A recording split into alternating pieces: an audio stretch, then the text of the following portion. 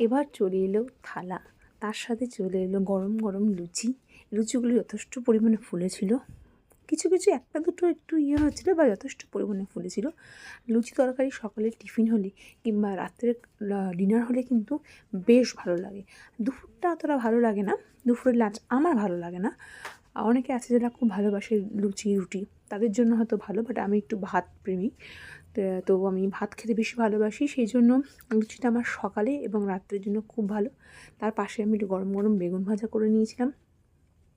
এই লুচি আর এই তরকারি আর বেগুন ভাজা মুখে গেলে, বেগুন ভাজাটা বেগুনটা এত ভালো হয়েছিল না, মানে এত ভালো এনে দিয়েছিল, পুরো একদম নরম তুলতুলে হয়ে গেছে।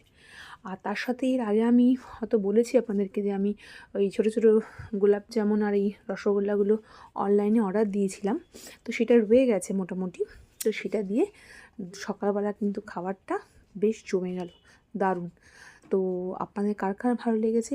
যদি ভালো লেগে থাকে অবশ্যই ভিডিওটা একটু লাইক করবেন, শেয়ার করবেন, আর একটু পাশে থাকবেন, সাবস্ক্রাইব করবেন, যাতে আমি আরও নতুন নতুন ভিডিও করতে পারি এবং করে আপনাদের সঙ্গে শেয়ার করতে পারি। এটা কিন্তু আমি মানসিকভাবে খুব শান্তি পাই এবং আমার প্রচণ্ড ভালো লাগে।